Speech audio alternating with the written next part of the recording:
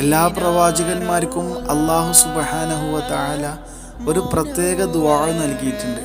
ആ ദുആയിൽ അവരെന്ത് ചോദിച്ചാലും അല്ലാഹു അതിന് ഉത്തരം കൊടുക്കും. ഇറ്റ് ഈസ് ഷുവർ, ഉറപ്പാണ്. മറ്റുള്ള പ്രവാചകന്മാരൊക്കെ ആ ദുആ അവരുടെ ദുന്യവിയായ ജീവിതത്തിൽ തന്നെ അവർ യൂസ് ചെയ്ത് ഉപയോഗിച്ചു. എന്നാൽ നമ്മുടെ ഹബീബ് ഉണ്ടല്ലോ സ്വല്ലല്ലാഹു അലൈഹി വസല്ലം, തങ്ങൾ പറയുന്നുണ്ട് സ്വല്ലല്ലാഹു അലൈഹി വസല്ലം, എല്ലാ പ്രവാചകന്മാർക്കും ഒരു ദുആ ഉണ്ട്. എൻ്റെ ദുആ ഞാനത് ഖിയാമത്ത് നാളിലേക്ക് എൻ്റെ ഉമ്മത്തിന് വേണ്ടിയിട്ട് മാറ്റി വെച്ചിക്കാണ്, എടുത്തു വെച്ചിക്കാണ് എന്ന്. എന്താല്ലേ, എന്തിനു അറിയോ? ഈ പാപങ്ങളൊക്കെ ചെയ്ത് നാളെ നമ്മൾ അള്ളാൻ്റെ ഹബീബിൻ്റെ മുമ്പിൽ ഒരുമിച്ച് കൂടുമ്പോഴേ നമ്മളെ രക്ഷപ്പെടുത്താൻ അത്രേ. എത്ര ഇഷ്കാണല്ലേ നമ്മളോട്, എന്തൊരു ഹുബ്ബാണല്ലേ നമ്മളോട്, എന്തൊരു സ്നേഹമാണല്ലേ നമ്മളെ. എന്നിട്ട് നമ്മളൊക്കെ എന്താണ് പകരം ചെയ്യുന്നത്?